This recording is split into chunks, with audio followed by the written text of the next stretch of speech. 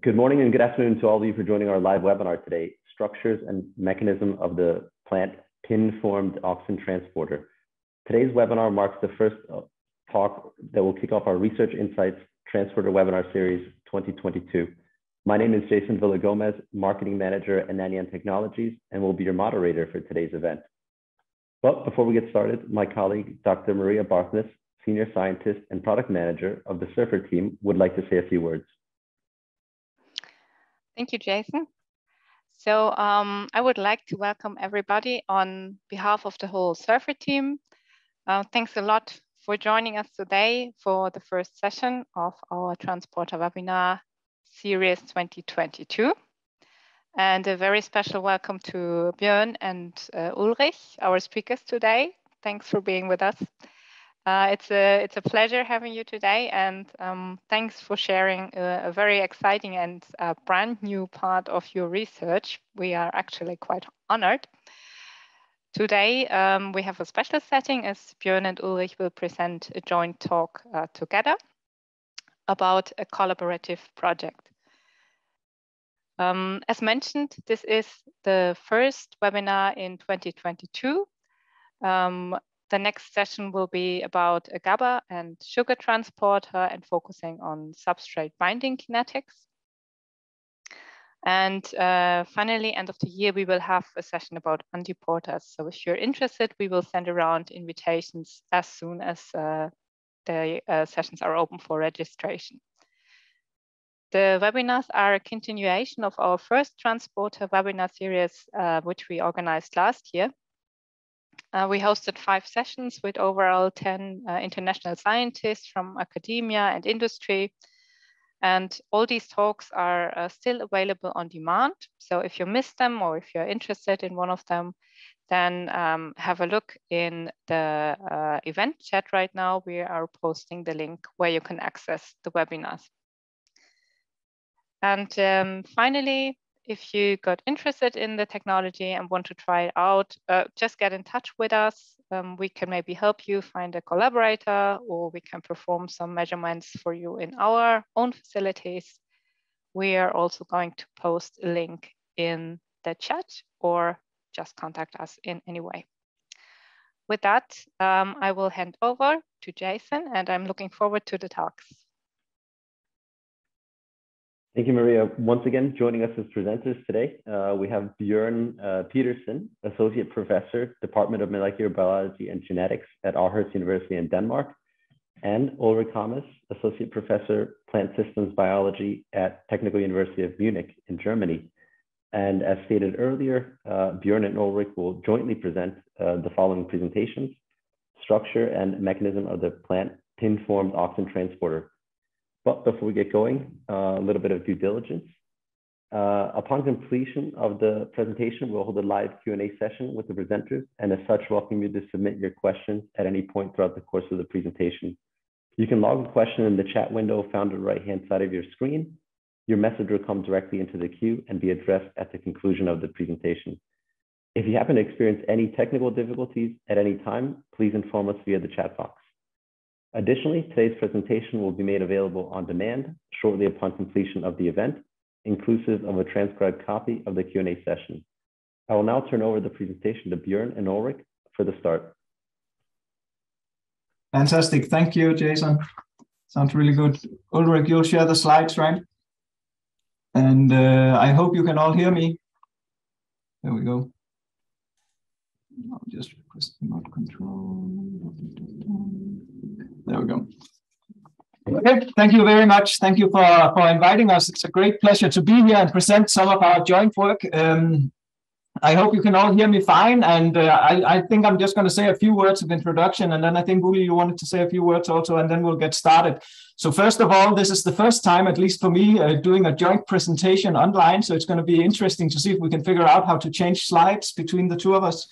So I hope you get to experience a smooth presentation here. So what we're going to talk about today is our work on understanding the structure and mechanism of plant pin-formed Auxin transporters, as you can see from the title. And this is really a joint project that was initiated about 6 years ago And it took us quite a long time to actually get going and get a proper sample. But once we had everything working in the lab, things went rather fast. And we're very excited to share our results with you today. The results are still unpublished, but will be published quite soon. So that should be coming out any day now.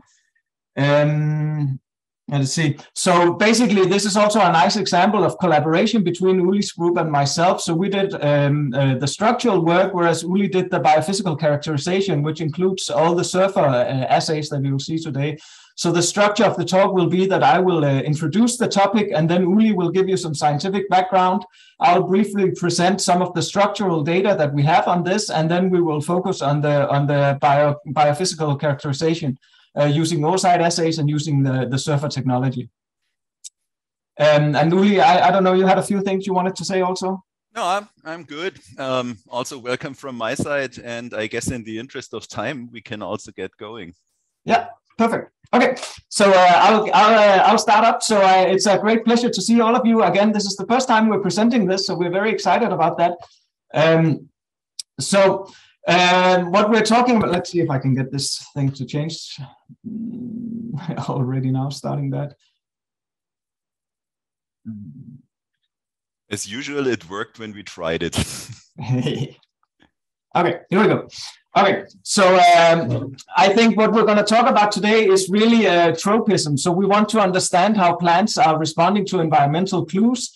And this is something that was discovered or was realized many years ago. We'll start the story here with Darwin, who wrote, together with his son, Charles Darwin, wrote a book called The Power of Movement in Plants, where he realized that there was some sort of influence in plants that could tell the plant to move, to grow in certain directions. And okay, this is super annoying. Let's see if it changes the slide here.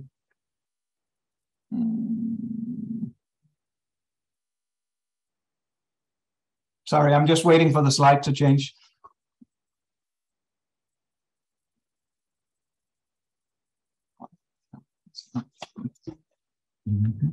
There we go. Okay, so this is going to take a while to change slides, I think. And so what was discovered quite early was that the plant would grow towards the light, for instance, as exemplified here, and this could be controlled by covering the tip of the plant. So the idea was that it was discovered that there was this influence that was registered at one part of the plant, but it actually created a growth signal at a different part of the plant. And later, this was discovered to be a growth hormone known as auxin, which has been shown to be a key regulator of plant growth and development throughout the plant kingdom. And it controls a lot of central elements of plant growth, including phototropism and gravitropism, as well as patterning and development. And so auxins are actually a group of chemicals. The most well-known one, the classic one, is indole 3-acetic acid, IAA, which is mostly what we mean when we say auxin in this presentation. This is the basic and most abundant auxin that is found, and it also has a very strong response in plants. It's synthesized from tryptophan, but there's also a range of other natural auxins that you can find in nature, as well as synthetic auxins and antioxidants that are used as herbicides these days. And so Auxin gradients actually instruct cell division, expansion, and differentiation in the plant. So the idea is that across the plant tissue, there's actually different concentrations of auxin, and this controls which parts of the plant will grow and expand. And so that's shown here in this figure by these arrows, the idea being that the auxin will move from certain cells to the next cell in the range by auxin transport. And this is done by a process called polar auxin transport, which controls many developmental processes. So the idea is that there's actually specific transporter proteins that control in which direction the auxin is moving throughout the plant, and this creates a concentration gradient that controls these tropism responses. And so auxin, when it moves across the membrane, can be moved by a number of different membrane proteins. Here we have a summary from a recent review. And so there are the AUX1 transporters, there are ABC transporters, there are the NTR transporters, and then there are the transporters that we're really going to talk about today, which are the PIN transporters that are shown down here at the bottom. And the PIN transporters has a very distinct topology. They have 5 transmembrane helices, then they have a large cytosolic loop, and then they have another 5 transmembrane helices. But that's sort of what was known of their structure to this point. And so polar auxin transport actually comes by because IAA or auxin is an acid, and it turns out that when it is in the apoplasm, when it is on the extracellular side of the cell, it actually becomes protonated by the low pH, and this means that it can freely diffuse across the membrane, as well as it can be transported by the AUX1 transporter. But once IAA, protonated IAA is moved into the cytosol, it becomes deprotonated by the higher pH. And this means that IAA is actually encapsulated within the cytosol of the cell. And here it's then exported on the other side again by specific proteins from the PIN family, which are only trafficked and placed at certain positions on the cell. So we call it polar auxin transport, because this then generates the gradient that is needed to actually control in what direction the auxins grow. And it has been demonstrated quite convincingly that the PIN proteins, of all the different membrane proteins that we're working with, the PIN proteins are the one that really determines polar auxin transport. And so the PIN proteins were discovered in the 1990s, especially PIN1 and PIN2, and PIN1 was the one that named the family, because it was shown that when you knocked it out, you got this pin-shaped inflorescence where you didn't have any fluorescence on the plant, so you just had this pin-like growth. PIN2, if you knocked it out, you got an gravitropic root that basically couldn't sense gravity. And it was later shown that if you knock out pin 3, 4, and 7, you have a non-phototropic hypocotyl. So basically, again, a plant that can't sense where the light is. So the pins basically determine the response that is generated by the tropisms, by the different changes in the environment, by controlling where the auxin is going. And so we already mentioned very briefly the topology, but basically the pins have these 5 transmembrane helices, and then they have a loop and another 5 transmembrane helices. And there are 2 different types of pins, which are sometimes called canonical pins and non-canonical pins. And the canonical pins are the long loop pins, so they have a very, very long cytosolic loop, which is known to inhibit the transport of the protein, whereas pin 5, 8, and pin 6 have shorter loops that are more unclear in their function.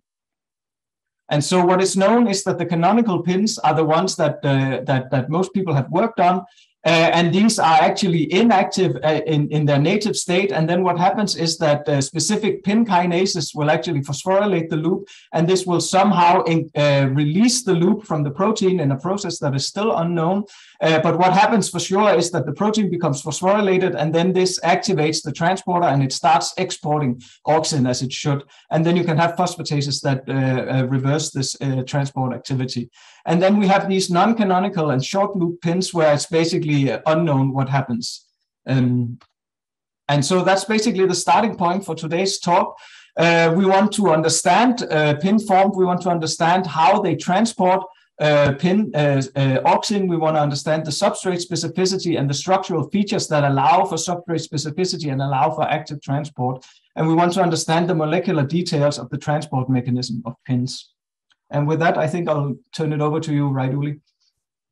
Yo, so I'm taking over from this. And before we go to the surfer data and actually to the heart of this presentation, I want to give you a little bit of background, what we knew before we actually started our collaboration.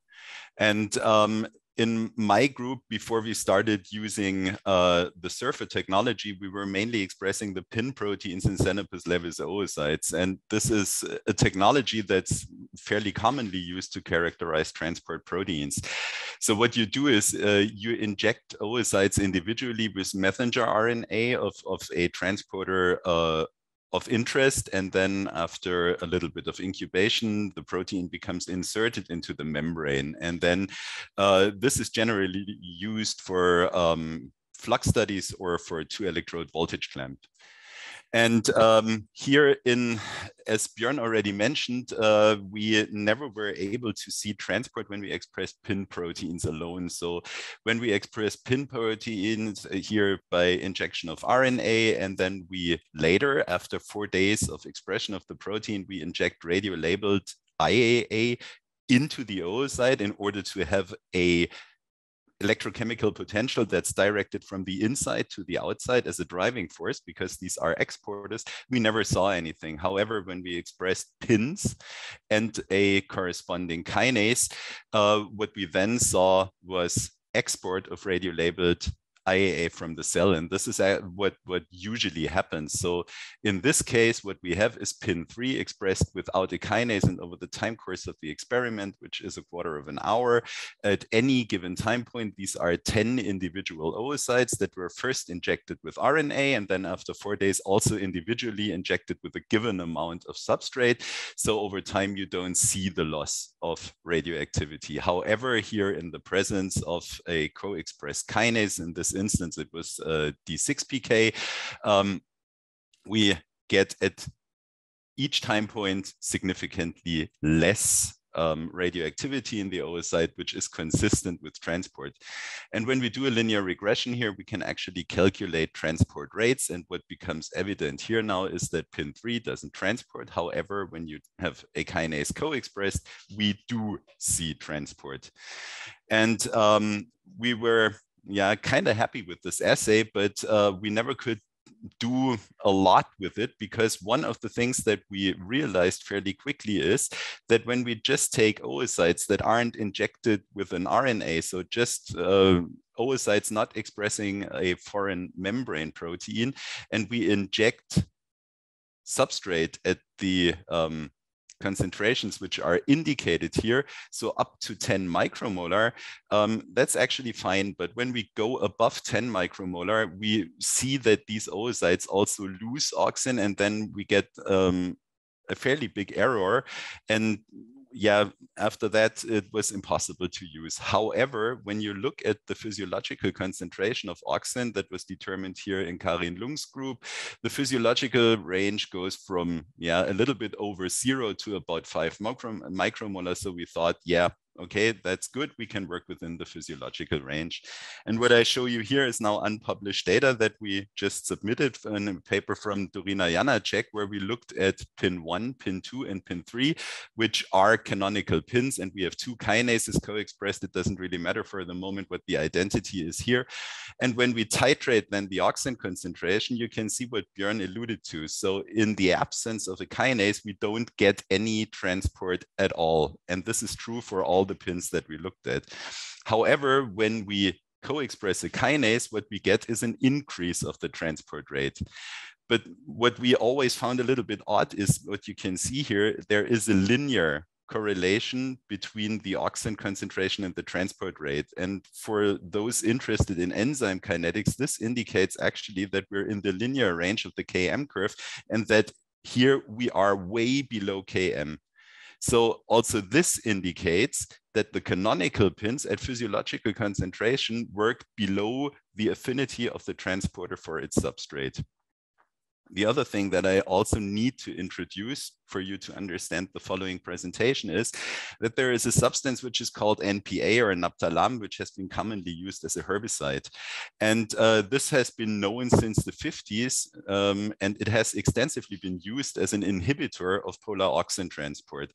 And what you see here is an Arabidopsis plant that was treated with naphthalphthalamic, and what you can see is that this plant fails to grow a proper developed inflorescence. And in '98, when Leo Gelweiler from Klaus Palmes group came and cloned this particular, the gene that is corresponding with the PIN1 mutant that has exactly the same phenotype, the argument was that this mutant resembles an NPA-treated plant, and this was then indicative of this being an auxin efflux carrier. And about 2 years ago, my group, in collaboration with Lindy Abbas and Jiří Friemel, we could show that NPA actually targets the pins directly. What you see here on the left side is a time course experiment that was conducted by Martina Kolb, who I saw in the audience today. And what you see here is that this is the typical loss of IAA from an oocyte, in this case, a pin 3 expressing oocyte activated by a kinase. And when you give this NPA, you see that there is no transport at all occurring. And what we did then was to investigate here. Obviously, when we don't have a kinase, there isn't a difference, but we looked at different kinases in order to rule out that NPA would be targeting the kinase. And what you can see here, this is transport, this is not transport, transport, not transport, is that obviously independent of the identity of the kinase, when you give NPA, you can stop auxin transport that's mediated by pin proteins. And the last piece of information that was also very, very important for us is when we take radio-labeled NPA, we see that NPA itself is not transported. And what Lindy Abbas in this paper could also show is that radio-labeled NPA can be precipitated with the pin protein, and we took that as indicative of NPA directly binding to the pins and somehow inhibiting pins, but we didn't really know how that was happening. And with that, I'm giving it back to Bjørn. Great, thanks, Uli. Okay, so let's just cover a little bit of the structural work. If I can again get the slides to change, we'll see how this works. Yeah, that there we go. Good. Yeah, no worries. So the rest of the presentation is basically data that will come from this Nature paper that we got accepted a little bit a while ago, and it should come out tomorrow, but we'll see. What we're going to show for the rest of the talk is really talking about pin 8, so a specific target from Arabidopsis thaliana.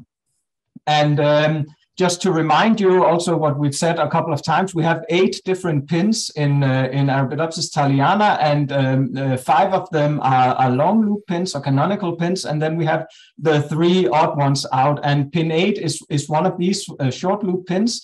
We're working with this because it just happened to be the sample that basically gave expression and could be managed in our hands. So this was not our first choice, of course, of pin to work with, but in the end it was the one that worked.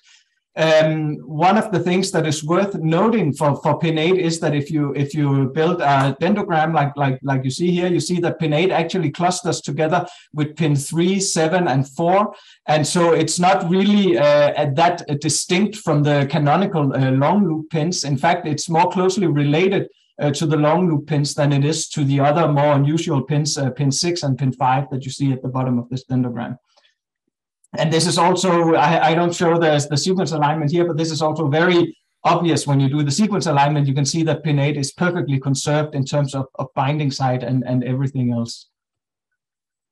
So one final piece of data that I want to show here, which is also definitely Uli's work and very beautiful, is that the first thing we had to establish was that pin 8 was actually a transporter. And this was done in Uli's group, again, in the oocyte assays that we've shown before.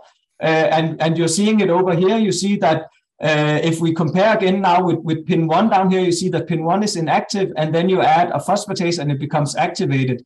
This is not the case for pin 8. So pin 8 is always active and it retains the same level of activity regardless of the kinase that you added. So it seems that pin 8 is basically constitutively active and not regulated by kinases as the others are. And this also makes a lot of sense because the short loop that it has doesn't have these phosphorylation sites that are known from the long loop pin. So there's no surprises there. But nevertheless, this was the first time that it was established, as far as I know, that pin 8 was actually an active auxin transporter. The other thing that's relevant also to know here is that, again, pin 8 activity could actually be inhibited by NPA, just as what we've seen for pin 1, 2, and 3 that Uli already showed. And so with that in mind, we were very motivated to solve the structure of pin 8. And we did so by cryo-electron microscopy. And I'm not really going to go in the talk today. I'm not really going to go into the details of how we solved the structure or any of those things. Just to suffice to say that in the end, we were able to solve the structure of pin 8. It turns out to be a dimer which is fortunate because pin8 is actually a relatively small protein. It's 40 kilodalton, which is sort of right at the limit of what is manageable with cryo-EM. And so in the end, this is the structure that we came up with here. It's a 2.9 angstrom resolution structure, so the map is actually very nicely resolved. And what you're seeing up here is that pin8 actually forms a homo-dimer. So I'm showing it here with the gray being the membrane and the cytosol towards the bottom here. So you're seeing the two monomers here, and this is basically the fold that it takes. So you see the 10 transmembrane helices very nicely. The other thing that's worth noticing at first glance is that the cytosolic loop, the short loop that we have in pin8 is actually unresolved in the structures. So we can't see the loop. We can only see the transport part of the protein. And the transport part, not surprisingly, creates this five-fold symmetry point as expected, because as you remember, it was 5 transmembrane helices, a loop, and then 5 transmembrane helices. And indeed, these 5 transmembrane helices are basically a gene repeat that has been duplicated. And when we sort of, and this was sort of this was the apo structure that was solved, but it was very clear that it was open towards the outside, not towards the cytosolic side. And there was also a very clear substrate binding pocket that we have sort of highlighted here. And this substrate binding pocket was right next to a very conspicuous crossover that you can see here highlighted in red, basically where you have 2 of the transmembrane helices, transmembrane helix number 4 and number 9. So topologically speaking, the same helices, they basically break in the middle. They have a proline, both of them in the middle, that basically breaks the alpha helix, and that creates this sort of little loop that creates a crossover, which is what you're seeing up here in red. So we proceeded to solve 2 further structures of pin8, one where it had IAA bound, the auxin bound, and we have very nice density for the auxin here, right next to the crossover as expected. And then we also solved the structure of pin8 with the NPA bound, the inhibitor that we've been talking about, where we again have very nice density for the inhibitor. And we could sort of map all the interactions that they have to the different residues, and I'll come back to that a little bit later. But just to say that we have a very well-defined and very well-conserved substrate binding site, where we could see that all the key residues that are involved in substrate binding are actually conserved between the different pins.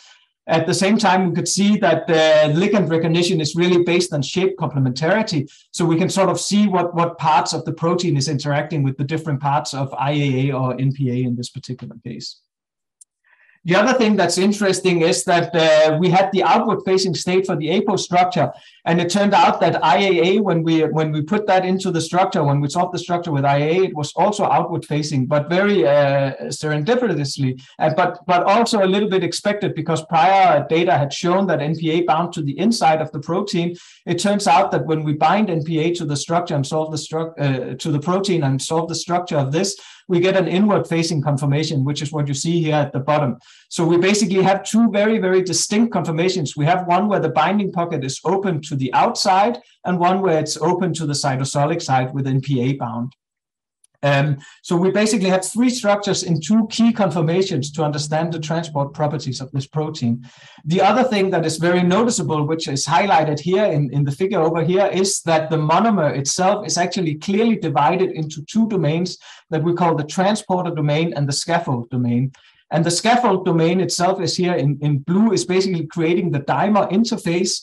And it sort of creates like this half moon crescent shape, where you see the transporter domain is this very tight helix bundle that sort of nestles in towards the scaffold domain. And it's in the transporter domain that we see the crossover that I mentioned earlier. And so if you superpose the 2 structures over here, if you superpose the inward and the outward facing conformation on the blue scaffold domain, what you see is a very distinct movement from the inward state to the outward state, where the crossover here defined by the M4 and the M9 helix basically tilts by 20 degrees and moves 5 angstrom up towards the non-cytosolic side. And we have here NPA bound, and we can see how it shifts up to the position where where IAA is bound.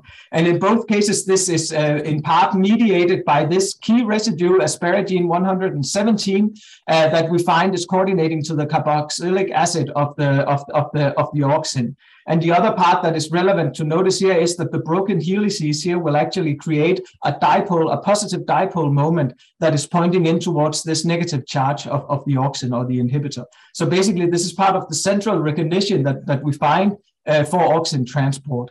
The other thing that's really interesting here is that we have a very well-defined binding site, as we talked about. But then if we move to the other side of the crossover, sort of over here, what was also very evident was that if you move to the other side of this glutamine 145, there's something here which we call a support site, where we find waters bound and where we have a number of key residues that seem very essential for the transport mechanism. And so if we, with a little bit of luck, get this thing going in just a simple morph between the two states. Let's see if it works. I think it's coming now. Basically, what you see is something like this. Now, this is, of course, superposed on the blue scaffold domain. And what you're seeing are the two transporter domains moving back and forth between the two states.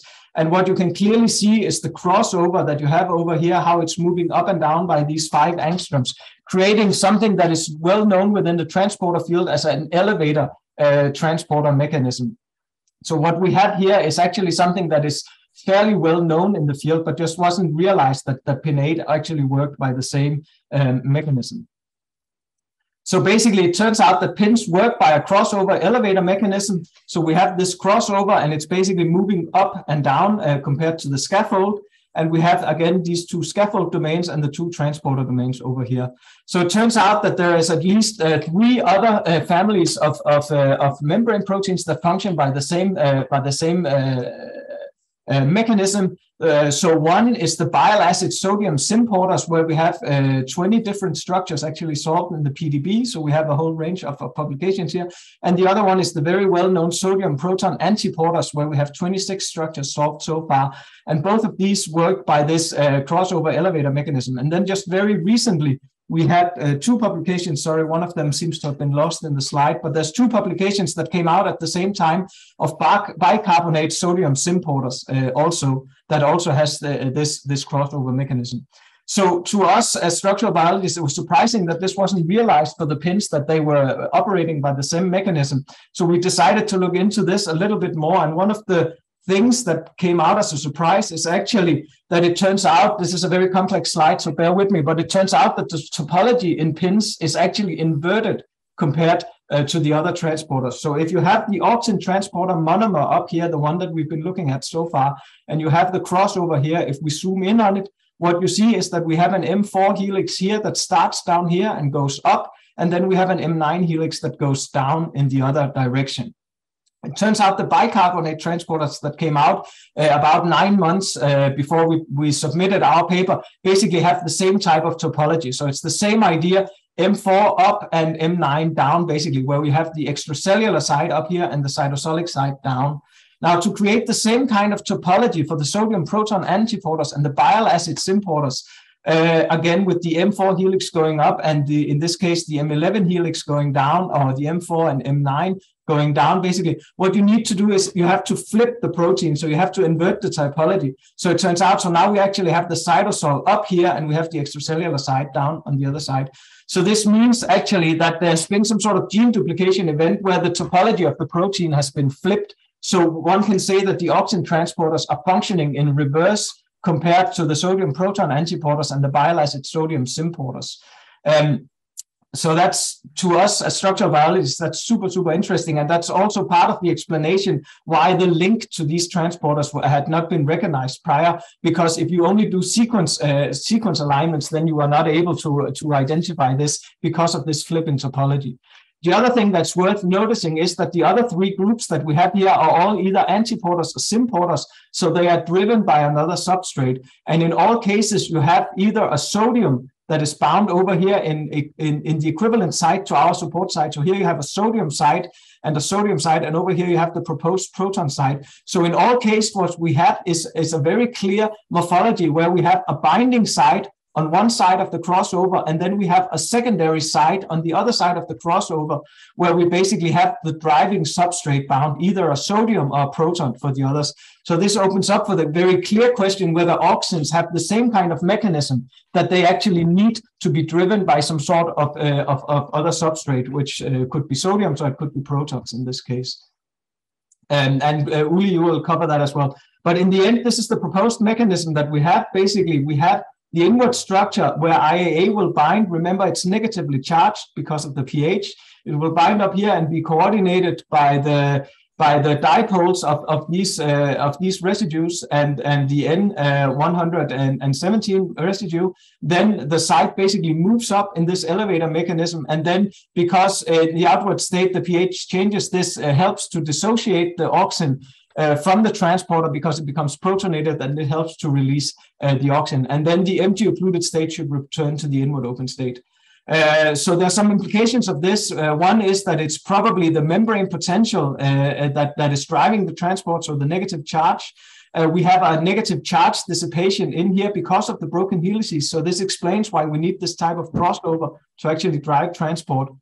And then it seems very likely that the flick back is probably the rate limiting step, which is very dependent on this support site, the secondary site that we have over here. Yes, with that, I'll leave it to you, Uli. Okay, and with that, we're coming to the non-ion part of the presentation, because what I'm going to show you now in the remaining minutes of this talk is the data that we got for the functional characterization of pin 8 using the surfer. And I know that there are also some plant people in here who are not familiar with the method, so I'm very briefly going to tell you the interesting part is pretty much in here, where we have an electrode and the rest is a pipetting robot. And what we then have is we have a gold electrode that's covered with a artificial lipid membrane. So that's a thio layer. And then we have a lipid membrane. And then we have proteoliposomes. And these proteoliposomes we could make, or at least Lukas Schulz initially could make those and establish the method using the protein that we got from Bjørn, who could then provide us with ample amounts of protein. And this put me in a position where I always wanted to be, because I always wanted to have a lipid and then a transporter in there and nothing else, because even Xenopus laevis oocytes are cells, and there are things going on that can be distracting. And in principle, what is shown here in this cartoon is that if a charge goes into the liposome, then there is a current in the circuit, and then here the charge that is required here to counter the charge accumulation in the liposome can be recorded. And this here is a typical experiment, and this is one of the easiest setups, and many of the experiments we did using exactly the setup, unless I tell you otherwise. So to start the experiment, we have a non-activating solution, and the non-activating solution doesn't contain a substrate. So in principle, we have symmetric concentrations on the inside and the outside of the liposome. And then with the help of the pipetting robots, here we change to an activating solution, which in the simplest case contains only the substrate of interest. And then the substrate of interest can go into the liposome, and then you can measure the charge accumulation. And then at some point, you get the buildup of a membrane potential, which counteracts the driving force of the concentration gradient, and it then transport becomes slower and slower and slower until you reach equilibrium. And in equilibrium, there is no net charge movement anymore. And once equilibrium is reached, then we do the reverse. We switch back to the non-activating solution, and then we get the off signal, which is indicative of charge moving out again. So far, so good, and so simple, so easy. That's what we initially thought would be happening. However, the surfer can not only detect charge movements into liposomes, you can also measure electrogenic events, and I will get back to that later. It's both a blessing and a curse. So initially, what we did was we used the proteoliposomes with wild type pin 8, and then we titrated concentrations of IAA. And what you see here now is only the on signal. I left the off signal out of this presentation because this is a little bit more complicated. And what you can see here now, obviously, Bjørn, you cannot move the mouse because then, so what you see here, we usually take the peak current, which is here the turning point of the curve. So when it comes back to 0 again as the most robust readout. And this is what we then plot in order to get this concentration dependence. So what we get here is something where we can fit a Km curve. However, I would refrain from calling it a Km, rather call it an EC50, which is then here in the concentration of about 350 micromolar. And if you remember the physiological concentration of auxin in plants that I showed you, you will also immediately realize that this is far, far, far, far off. But it's probably worth to remember that this is a microfluidics device, and what we have here is the concentration that we have on our labels in the pipetting robot. And this is very likely not exactly the concentration that the liposomes see on our electrode. And by experience, and I'm going to show you also data about this in the next slide, and also data from Bjørn's lab and also from David Stokes' lab, what we find here very, very consistently is that this type of current response, despite the fact that we can fit a Km curve, is, I would say, by an order of magnitude higher than what we expect or what we observe when we do the same kind of analyses in oocytes or yeast. And just to show you this, what we have done here, or what Dorina Janacek has done, she has titrated IAA concentrations up to 10 micromolar in the oocyte assay. And what you can see again is this, like I showed you for the canonical pins, is that we get a linear correlation. However, you can force the program to fit a Km curve, and where I end with that is something around, yeah, I would say 40 micromolar. And it's also important to keep that in mind because I'm coming back to that later. But here we have again this order of magnitude in difference between the EC50 that we observe using the surfer and the Km that we observe when we do oocyte experiments. One of the first things that we did is that we checked for the current response to substrates and inhibitors. And in order to interpret the slide, it's absolutely necessary to remember what I told you, that the surfer can also pick up electrogenic events. So what we know is from also the support of the oocyte data that the current response that we see on the surfer in response to IAA is transport, because this is supported by a different method. What we also see here now is that we don't get a current response. So it's significantly different from IAA, and this is just more or less background. And there are some well-known candidates, like something like benzoic acid, which is commonly used as a negative control in auxin flux assays, and a couple of other things that we didn't expect really. For example, EBA, which is a little bit larger. It's shown over here. So the carboxyl group is farther away from the indole moiety. So we know that if we don't see a current response, the substrate is very likely not interacting with the transporter. However, with all these substrates up here, yeah, we know that these substrates are interacting with the transporter, but whether or not this is actually transport is not entirely clear. And again, I'm coming back to that a little bit later. But what for us was also interesting is that here IAA transport could be inhibited by the well-known inhibitor NPA. And in order to understand what we did here now, it's necessary to realize that this is not the typical flow that we usually have, where we have no substrate and then no substrate. What we have here is always continuously the presence of a given concentration of NPA, and then we titrate the concentration of IAA in the activating solution. And what it comes out, so basically this here is non-competed. This here is the typical EC50 that we get for IAA binding without, so here NPA is 0, but then in 1 micromolar, we can actually see an effect with 5 micromolar NPA present at all times, we can further reduce it. And with 20 micromolar NPA, we can even further reduce it, and then we can perform a classical Ki analysis. So this is indicative of a competitive inhibition, and we come out with a Ki of about 2 micromolar. So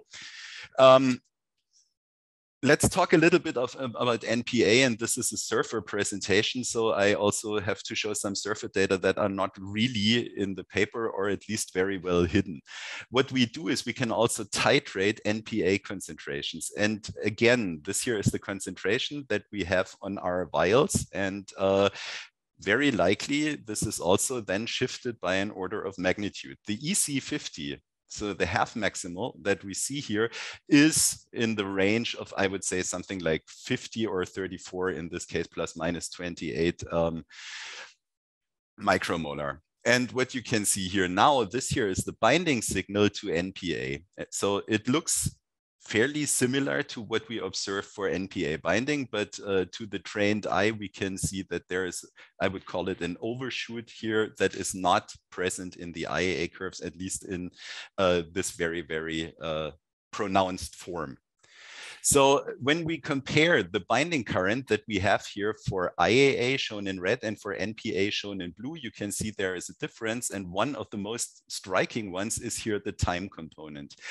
And when you analyze that, and we did that using the smaller surfers that Nanyon offers that give a better time resolution, when you think about it, equilibrium, so that is the concentration that can be reached inside of a liposome, should be constant. And therefore, the only thing that would vary is the time by which equilibrium can be reached. And that time will be dependent on the amount of protein. And when we do that, and here in this case, we did different lipid to protein ratios. So a lipid to protein ratio of 10, then 50, and then 100. And we do that for 500 micromolar IAA. What we see is very, very clearly that the half maximum width here, that is taken at the half maximal peak current, we measure the time constant, that this varies obviously with the protein concentration. However, when we do that for NPA, we can see that NPA obviously is binding and not transported. So this again is consistent with the oocyte data that we had established before.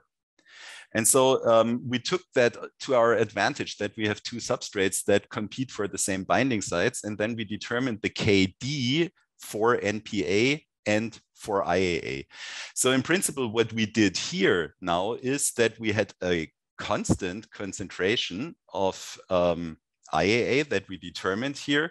And then we had NPA as a competitor. And when we then determine the concentration, so the KD for IAA, we come out around 40 micromolar, which is very, very suspiciously exactly like the KM that we established in the oocyte system. And when we do the same experiment where we establish the KD for NPA using the same approach, however, we give NPA constantly, and then we give here IAA, we come out as a KD of around 2 micromolar, which is exactly like the Ki that we had determined before. So what we then proceeded to do once we realized that we have a substrate that is transported and the substrate that is not transported was to take the data that we got from Bjørn from the structure. And what you see here now is the IAA bound state and the critical residues. And then we have here the NPA bound state and the critical residues for that. And what I drew in here very, very bluntly, this line is now separating the transport domain from the scaffold domain. And what you can see here now, that here in the binding pocket for IAA, we have the binding, and then pretty much here is the coordination for the carboxylate. And when you look what happens when you give NPA, NPA is also here, the carboxyl group is also coordinated by the critical asparagine residue 117 that Bjørn already mentioned. What happens is when this carboxyl group is coordinated, we also have the hydrophobic part of that going in the binding pocket, but then we have have here this bulky benzol ring that is then jamming in there. And in principle, so we can now say that what happens is that the NPA mode of action is pretty much very much mechanical. It's like throwing a wrench in a rack wheel. The transporter gets pretty much stalled in the inward open configuration. So the other thing that was interesting to us and that gave us a pretty hard time was what Bjørn already mentioned, which is particularly this, what we termed the support site in the paper, that is coordinated by these conserved residues that are present pretty much in all pins. And if you also remember what Bjørn told you is that many of the transporters that look like pin 8 are sodium coupled. And this, to me, being a plant biologist, was borderline scary, because plants don't deal well with sodium. I mean, sodium coupling, as in symporters or antiporters in plants, is, at least for a plant physiologist, very strange. And so we did a number of experiments to address the nature of what is going on here. And what we did is we used exclusively potassium-based buffers, and we used exclusively sodium-based buffers. And what we saw was that there was absolutely zero difference. The other thing was that we then did next here on the surface was that we varied the pH, and we found that by far and large, over a very large range between, I would say, pH 5.5 and 7.4, there is pretty much zero difference in terms of the peak current response to IAA, indicating that pH is not a major influence here. And this was also supported by data that we did in oocytes, where we could see that IAA transport in oocytes is pretty much completely independent of the external pH. And last but not least, we used uncouplers, CCCP and DNP, and we could show that transport of IAA on the surface is totally independent of these substances. And this to us indicated that this here very likely is not sodium or potassium, and very likely also not a proton. And we suggested that this would then be water. So in the final things that we did was that we checked the influence that certain residues have on auxin transport, and to this date, I'm still impressed by Lam Ung from Bjørn's group, who purified all these proteins in a record amount of time and provided us with these proteins so we could do this physiology in a matter of months. And so what we found now here is, when we looked at here Q320 and tyrosine 150 and serine 146, and we changed these, that we didn't see an impact on the EC50. But then we also identified a couple of mutants. This is again here, this tyrosine 150, but not the isosteric mutation. This now is mutated to an alanine. And here mutants in the outlining of the binding pocket for the indole part of IAA. We find that when these are muted, that we lose affinity. And then we also found a couple of residues that when we mutate them, they kill the protein dead. And when you do an overlay of that, it becomes very obvious that the mutants here that are around the support site, and obviously also the very critical asparagine 170, when you mutate those residues, this is absolutely killing the protein. Whereas here in the outlining of the binding pocket, there is a little bit of promiscuity going on. And that also alludes to what Bjørn pointed out, that shape complementarity is very critical in substrate recognition.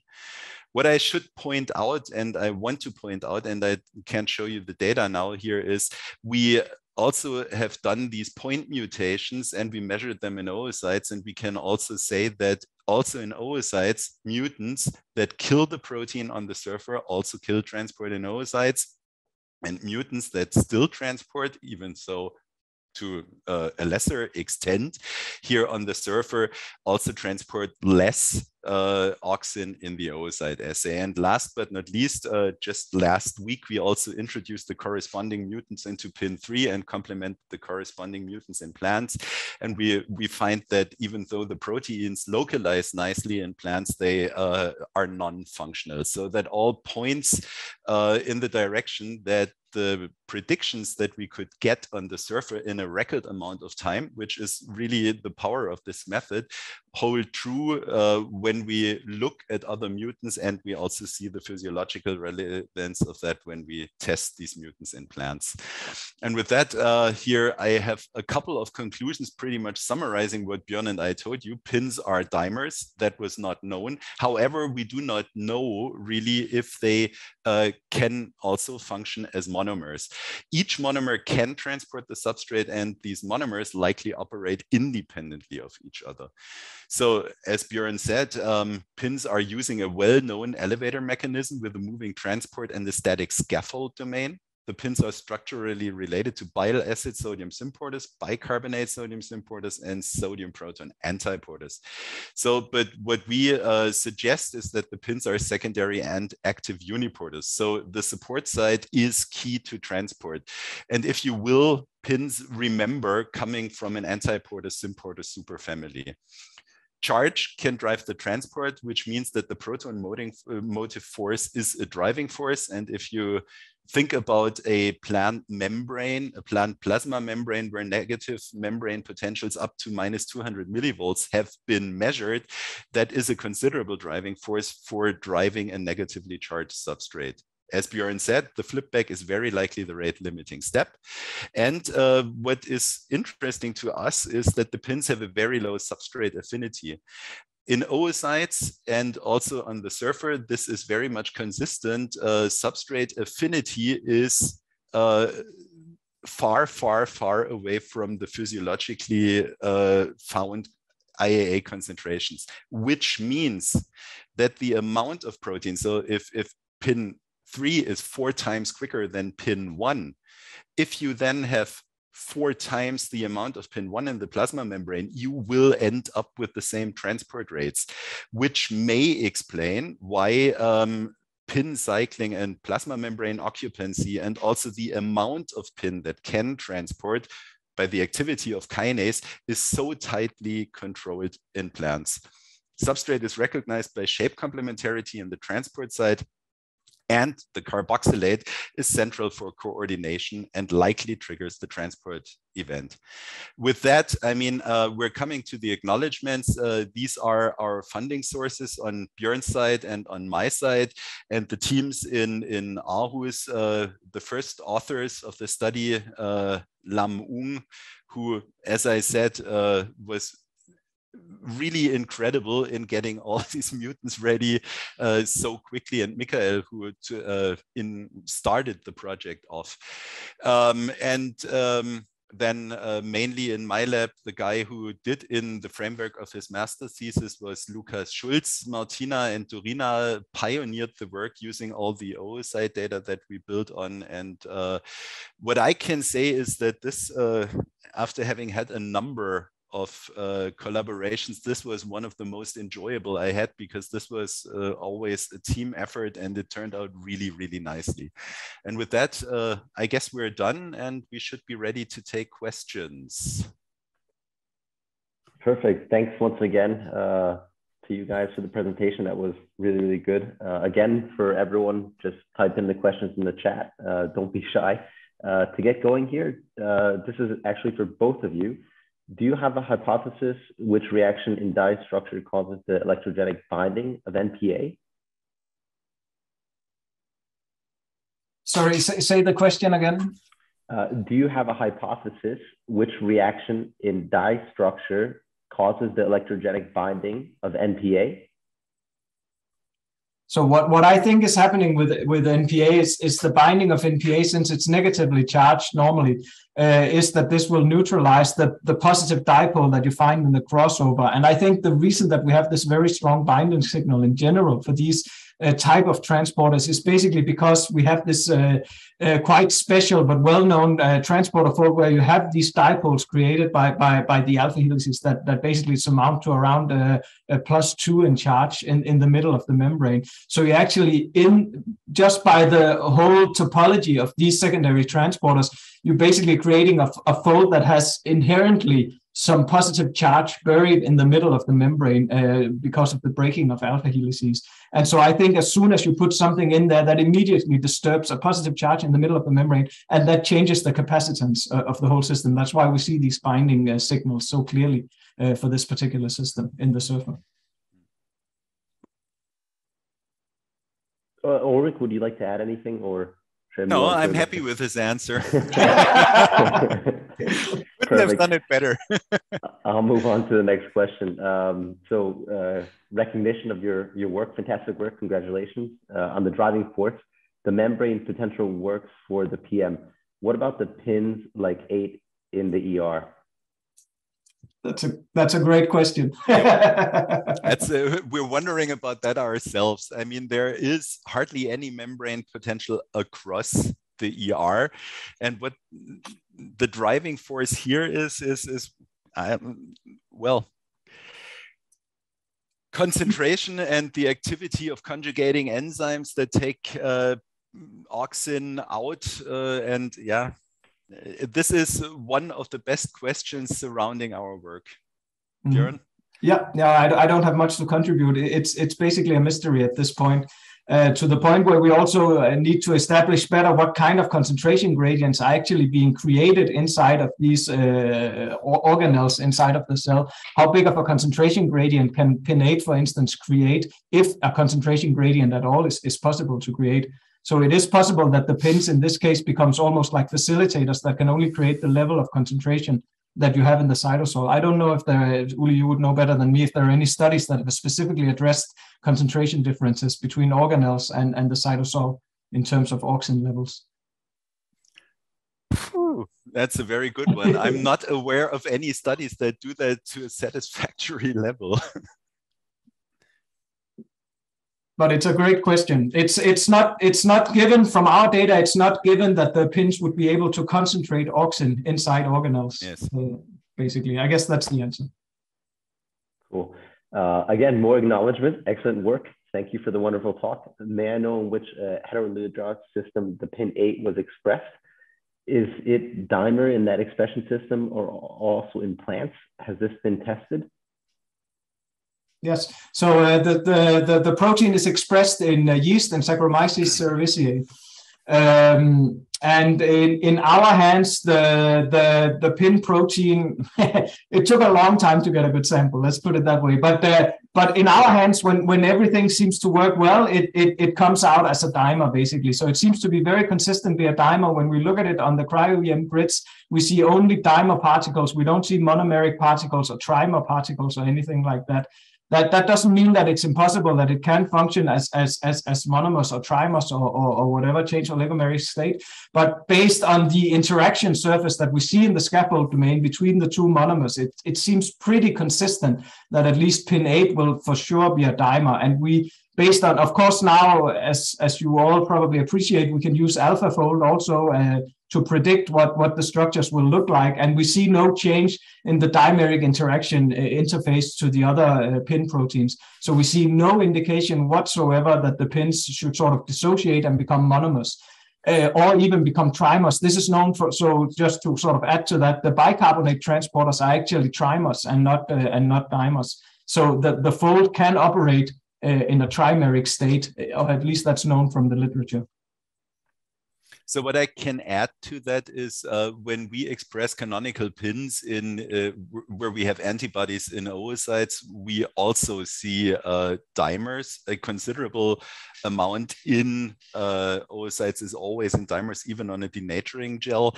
And in the paper that we published on the action of NPA, there was also a correlation between the dimer state of pins and NPA action. Again, I mean, this is not bulletproof, but everything points to the fact that pins are dimers when we express them, and also when we take them out of plants, we always see dimers. But whether or not they don't function if they aren't dimers, at least to my knowledge, is not unambiguously answered at the moment. But I mean, if I would have to bet money on it, I would have to say yes. Perfect. And just a small, we have a couple more questions that we'll field, but because we're a little bit over the hour mark, just make sure to get in all your questions. We'll make sure to get them over to Ulrich and to Bjørn. And then again, we'll put that in the transcribed copy once everything is ready to be sent out to all the attendees. So another question, a great talk, again, more acknowledgement of the great work you presented today. How similar is the structure of the AlphaFold 2 dimer? Any differences? Yes, I guess that one is for me. So in the AlphaFold structure is quite similar actually to our structure, we have to say. There are some differences, of course, as could be expected, but these can also be attributed to changes in conformational state. So what is well known in the transporter field is that AlphaFold will actually be very good at predicting different conformational states, but whether they exist in real life is, of course, debatable. But in the end of the day, the AlphaFold prediction was basically spot on. And this may be a little bit surprising, but actually when you look at all the, I mean, if it had been a completely unknown fold, right, that we had, then maybe this would have been surprising. But the thing is that it turns out that Pin8 actually have a fold that is very well known from the PDB database, which is what AlphaFold was trained on, right? So AlphaFold actually had a lot of really, really good training to catch this kind of fold. So there are good reasons to suspect that AlphaFold will be very good at catching stuff like this. And basically, it's pretty much good. I would trust it, basically, also for the others. And then another question, is there anything in the structure that could explain the polar localization, for example, after gravity stimulation? No.